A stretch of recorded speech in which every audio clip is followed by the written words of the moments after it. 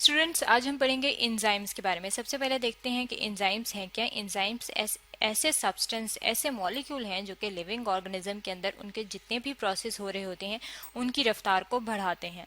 अब अगर हम इसकी कोई एग्जांपल लेना चाहें कि किस तरह से ये उनकी रफ्तार को बढ़ाते हैं, तो यहाँ पे अगर आप अपने सामने देखें तो ये आपको डाइजेस्टिव सिस्टम नजर आ रहा है। डाइजेस्टिव सिस्टम कहते हैं वो सिस्टम जिसके जरिए हमारा खाना हजम होता है। जब भी हम कोई फूड अपने मुंह के अंदर लेके जाते हैं, अपने माउथ में लेके जाते हैं, तो हमारे माउथ के अंदर एक वाटरी सा मटेरियल होता है जिसे क्या कहा जाता है, जिसे कहा जाता है सलाइवा। अब ये जो सलाइवा वाटरी सा मटेरियल होता है, इसके अंदर मौजूद होते हैं एंजाइम्स, लेकिन ये एंजाइम्स हमें नजर नहीं आते, लेकिन इस सलाइवे के अंदर मौजूद होते हैं। अब जब भी हम खाना खाते हैं तो वो एंजाइम्स हमारे फूड के साथ मिल जाते हैं और उसकी जो डाइजेशन होती है, उसके जो हाजमे का प्रोसेस होता है, उसकी रफ्तार को तेज करते हैं। इसका मतलब है कि जो एंजाइम्स हैं वो लिविंग ऑर्गेनिज्म के प्रोसेस को बढ़ाते हैं। और इनके लिए एक और जो टर्मिनोलॉजी इस्तेमाल होती है वो क्या होती है, वो होती है बायो कैटलिस्ट, यानी कि जो एंजाइम है उनको बायो कैटलिस्ट भी कहा जाता है। अब ये जो वर्ड है बायो कैटलिस्ट, ये दो लफ्जों से मिलकर बना हुआ है। एक जो वर्ड है वो है बायो, और बायो का जो मतलब है, बायो कहते हैं लिविंग को, बायो मीन्स लिविंग। और जो सेकंड वर्ड है वो है कैटलिस्ट, और कैटलिस्ट कहते हैं स्पीड अप, यानी कि बढ़ाना। तो बायो कैटलिस्ट जो लिविंग ऑर्गेनिज्म के अंदर उनके प्रोसेस होंगे उनकी रफ्तार को बढ़ाएंगे। अब अगर हम अपने सामने एंजाइम की स्ट्रक्चर ले आए कि एंजाइम्स होते किस तरह से हैं, हमें किस तरह से उनकी स्ट्रक्चर नजर आती है, तो ये हमारे सामने एक डायग्राम है। इस डायग्राम में आप देख सकते हैं कि ये जो ग्रीन वाला पार्ट है इस पे लिखा हुआ है एंजाइम, और ये जो एंजाइम है इसकी ये वाली जो साइड है, यहाँ पे जो गहराई वाली डिप्रेशन वाली साइड है, ये क्या है, ये इसकी एक्टिव साइड है। एक्टिव साइड क्या है?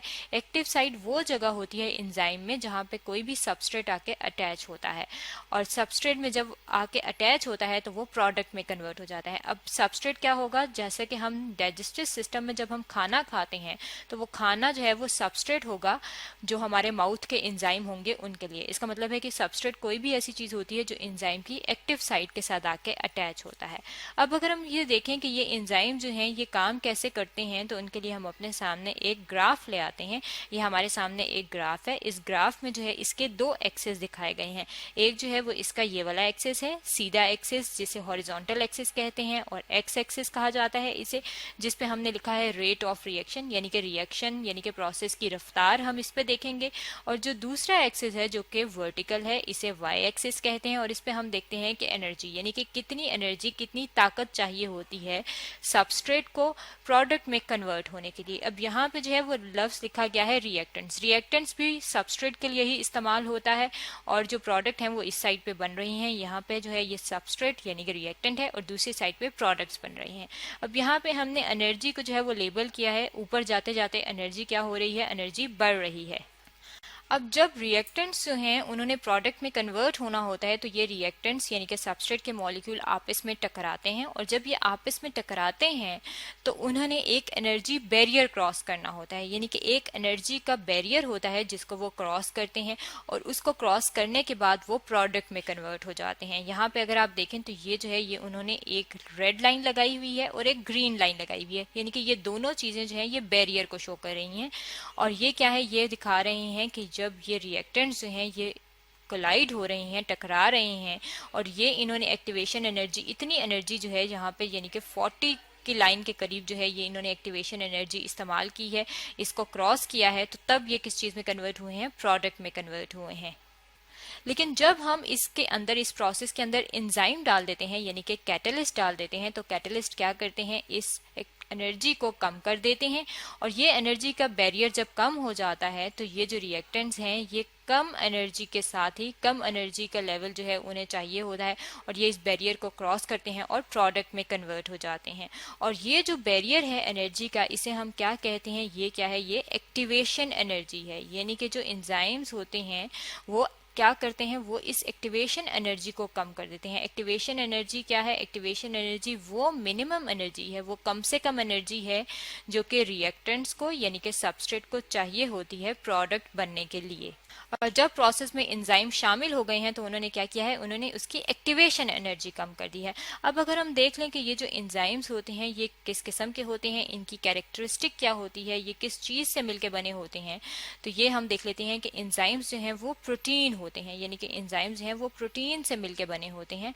और प्रोटीन क्या है, प्रोटीन लार्ज मॉलिक्यूल्स होते हैं जो कि किस चीज़ से मिलकर बने होते हैं, जो कि मिलकर बने होते हैं कार्बन से। यहाँ पे सी जो है वो कार्बन को शो कर रहा है, हाइड्रोजन से यानी कि एच जो है वो हाइड्रोजन को शो कर रहा है, नाइट्रोजन से और ऑक्सीजन से।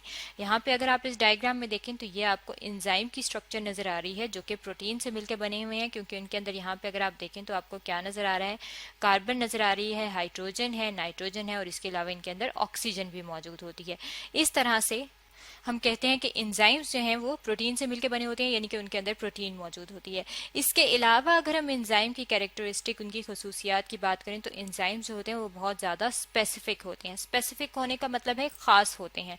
ख़ास किस तरह से होते हैं कि जो एंजाइम है उसकी हमने बात की थी कि एक डिप्रेशन वाली जगह होती है जिसे कहा जाता है उसकी एक्टिव साइट। अब ये जो एक्टिव साइट होती है उसकी एक ख़ास शक्ल होती है, उसकी एक ख़ास शेप होती है और जो सबस्ट्रेट उसकी उस शेप जैसा होता है सिर्फ वही उसके अंदर जाके फिट होता है। यहाँ पे अगर आप इस डायग्राम में देखें तो यहाँ पे एक लिखा हुआ है गुड सबस्ट्रेट और एक लिखा हुआ है बैड सबस्ट्रेट। गुड का मतलब है कि जो इसकी ये वाली शेप है ये बिल्कुल इसकी एक्टिव साइट की शेप जैसी है तो ये इसके अंदर फिट हो जाएगा। और ये जो बैड सबस्ट्रेट है ये है तो बिल्कुल उसी तरह की, बाकी चीजें तो उसी तरह है लेकिन यहाँ से उसकी शेप जो है, उसकी जो शक्ल है थोड़ी सी फर्क है। इसका मतलब है कि कोई स्पेसिफिक सबस्ट्रेट ही स्पेसिफिक एंजाइम के लिए होता है। अब अगर हम स्पेसिफिसिटी को ही, यानी कि इसकी ये स्पेसिफिक होने वाली नेचर को ही और देख लें कि किस तरह से ये काम करते हैं, तो यहाँ पे हम देख सकते हैं कि यहाँ पे हमारे सामने एक और डायग्राम मौजूद है। इसमें जो है ये दो एंजाइम्स दिखाए गए हैं और ये दो एंजाइम्स कौन से हैं, एक जो है ये हमने इस एंजाइम का नाम रख दिया है नंबर 1 एंजाइम जो कि है पेप्सिन, जो हमारे स्टमक के अंदर मौजूद होता है। और जो दूसरा एंजाइम है ये जो स्क्वायर शेप का है इसको हमने कह दिया है कि ये एमाइलेज है और एमाइलेज जो है ये मौजूद होता है हमारे सलाइवा के अंदर, हमारे मुंह के वाटरी मटेरियल के अंदर। अब यहाँ पे 4 मुख्तलिफ सबस्ट्रेट इन्होंने दिखाए हैं। अब ये जो 4 मुख्तलिफ सबस्ट्रेट हैं इन चारों की जो शेप है वो अलग है। अब चारों की जो शेप है वो बिल्कुल अलग है और जो शेप उनकी एंजाइम की किस चीज से मिलेगी, उनकी एक्टिव साइट से मिलेगी, वही सबस्ट्रेट इनके अंदर क्या होगा, फिट हो जाएगा। अब अगर आप ये सर्कुलर वाले रेड कलर के सबस्ट्रेट को देखें तो ये इसकी जो शेप है वो इस पेप्सिन के साथ मिल रही है, यानी कि जो पेप्सिन एंजाइम की एक्टिव साइट है उससे मिल रही है, तो इसका मतलब है कि ये यहाँ पे आके फिट होगा। और ये जो सबस्ट्रेट है ये यहाँ पे फिट नहीं हो सकता। यहाँ पे क्यों नहीं फिट हो सकता, क्योंकि इसकी शेप जो है वो अलग है। लेकिन ये जो ब्लू कलर का सबस्ट्रेट है ये इस अमाइलेज एंजाइम की एक्टिव साइट में आके फिट हो जाएगा, लेकिन ये पेप्सिन के अंदर फिट नहीं होगा क्योंकि इसकी जो शेप है वो किससे मिलती है, वो एमाइलेज की एक्टिव साइट से मिलती है। इसका मतलब है कि जो एंजाइम्स हमारी बॉडी के अंदर हैं वो भी स्पेसिफिक हैं और अपने सबस्ट्रेट के लिहाज से वो काम करते हैं, खास होते हैं। इसके अलावा अगर हम बात करें कि शेप के अलावा वो जो है वो अपने काम के लिहाज से भी स्पेसिफिक होते हैं, यानी कि एंजाइम्स ने काम क्या करना है उस लिहाज से भी स्पेसिफिक होते हैं। काम क्या करने का मतलब क्या है कि जब हम कोई भी गोश्त से रिलेटेड चीज खाते हैं, मीट खाते हैं, तो जो हमारा गोश्त हम खा रहे होते हैं, हम अपने मुंह के अंदर लेके जा रहे होते हैं, वो किस चीज से मिलके बना होता है, वो मिलके बना होता है प्रोटीन से। अब प्रोटीन जब हम अपने मुंह के अंदर लेके जाते हैं तो उनकी डाइजेशन के लिए एक स्पेसिफिक एंजाइम होता है जिसे क्या कहा जाता है, जिसे कहा जाता है प्रोटीएज। यानी कि प्रोटीएज जो है वो प्रोटीन को डाइजेस्ट करेंगे और डाइजेस्ट करके किस चीज में कन्वर्ट कर देंगे, सिंपल जो इसके मॉलिक्यूल होंगे उनमें कन्वर्ट कर देंगे और इसका जो सिंपल मॉलिक्यूल है वो उन्हें कहा जाता है अमाइनो एसिड। यानी कि जो प्रोटीन होगी वो अमाइनो एसिड में कन्वर्ट हो जाएगी और ये भी किस चीज से मिलकर बने होते हैं, ये मिलकर बने होते हैं कार्बन, हाइड्रोजन, नाइट्रोजन और ऑक्सीजन से मिलकर बने होते हैं। अब इसी तरह अगर हम अपने खाने में स्टार्च का इस्तेमाल करें तो स्टार्च जो है वो किन खानों में मौजूद होती है, अगर हम बात करें तो जो आलू होते हैं, पोटैटो जो होते हैं, उनके अंदर भी स्टार्च मौजूद होती है। और अगर हम पिज्जा खाएं तो पिज्जे की जो डो होती है वो भी स्टार्च से मिलकर बनी होती है। तो उसके लिए जो एंजाइम है वो है एमाइलेज, यानी कि एमाइलेज जो है वो स्टार्च को डाइजेस्ट करते हैं और डाइजेस्ट करके उसको सिंपल मॉलिक्यूल में कन्वर्ट कर देंगे। और इसके जो सिंपल मॉलिक्यूल हैं वो कौन से हैं, वो हैं ग्लूकोज। और ये जो ग्लूकोज हैं ये किस चीज से मिलकर बने होते हैं, ये मिलकर बने होते हैं कार्बन, हाइड्रोजन और ऑक्सीजन से। इसका मतलब है कि खास किस्म की फूड के लिए खास किस्म के एंजाइम काम करते हैं। इसी तरह अगर हम कोई चिकनाई वाली चीज खाएं यानी कि फैट्स खाएं, बटर खाएं, तो उसके लिए जो एंजाइम होगा वो क्या होगा, वो होता है लाइपेजेस। यानी कि लाइपेजेस जो हैं वो किस चीज के लिए होते हैं, फैट्स और लिपिड्स के लिए होते हैं, और उनको डाइजेस्ट करके उनके सिंपल मॉलिक्यूल में कन्वर्ट कर देते हैं। और वो सिंपल मॉलिक्यूल क्या है, वो है फैटी एसिड्स, जो कि किस चीज से मिलकर बने होते हैं, ये मिलकर बने होते हैं कार्बन से, हाइड्रोजन से और ऑक्सीजन से। इसके अलावा इस डायग्राम में आपको दो और एंजाइम भी नजर आ रहे हैं। एक है ब्रोमेलिन। ब्रोमेलिन जो है ये एक एंजाइम है जो कि पाइनएप्पल से मिलता है हमें, और पेपेन जो है ये भी एक एंजाइम है जो कि पपाया से मिलता है, और ये भी हेल्प करते हैं लिविंग ऑर्गेनिज्म के मुख्तलिफ सिस्टम्स में। इसके अलावा अगर हम बात करें कि ये तो हो गए कि एंजाइम जो है वो स्पेसिफिक हैं अपने काम के लिहाज से भी और अपनी शेप के लिहाज से भी। अब अगर हम एंजाइम की और कैरेक्टरिस्टिक की बात करें तो एंजाइम जो है वो एज अ इनहिबिटर भी काम करते हैं। इनहिबिटर की अगर हम बात करें तो इनहिबिट जो वर्ड है, इनहिबिटर जो है वो इंग्लिश के वर्ड से निकला है इनहिबिट को, इनहिबिट से, और इनहिबिट कहते हैं रोकने को।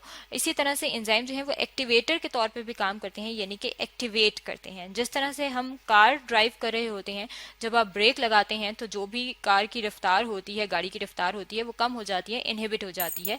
और अगर आप उसमें एक्सेलरेटर जो है उसको प्रेस करें तो एक्सेलरेटर की वजह से उसकी गाड़ी की रफ्तार तेज हो जाती है। बिल्कुल उसी तरह एंजाइम्स के साथ जो है वो इनहिबिटर्स और एक्टिवेटर्स मौजूद होते हैं जो उसकी रफ्तार को कम करते हैं या तेज करते हैं। यहाँ पे अगर हम इस डायग्राम में देखें तो इस डायग्राम में हमें ये एंजाइम नजर आ रहा है और ये सबस्ट्रेट नजर आ रहा है और कुछ इनहिबिटर नजर आ रहे हैं। अब इनहिबिटर की शेप जो है वो ये वाली साइड तो बिल्कुल इन्हीं जैसी है, लेकिन ये इनहिबिटर जो है जब यहाँ पे इसकी एक्टिव साइड में लगेंगे तो ये क्या करेंगे, ये इसकी रफ्तार को, एंजाइम की रफ्तार को, उसके प्रोसेस को कम कर देंगे। लेकिन जब एक्टिवेटर जो है, ये वाला एक्टिवेटर जो है ये यहाँ पे आके लगेगा तो ये क्या करेगा, ये एक्टिवेटर इसकी रफ्तार को, एंजाइम के रफ्तार को, प्रोसेस को तेज कर देगा, यानी कि एक्टिवेट कर देगा। इसका मतलब है कि एंजाइम्स जो हैं वो इनहिबिटर के तौर पे भी काम करते हैं और एक्टिवेटर के तौर पे भी काम करते हैं। ये तो था एंजाइम के बारे में इंट्रोडक्शन जो कि आज हमने स्टडी किया है।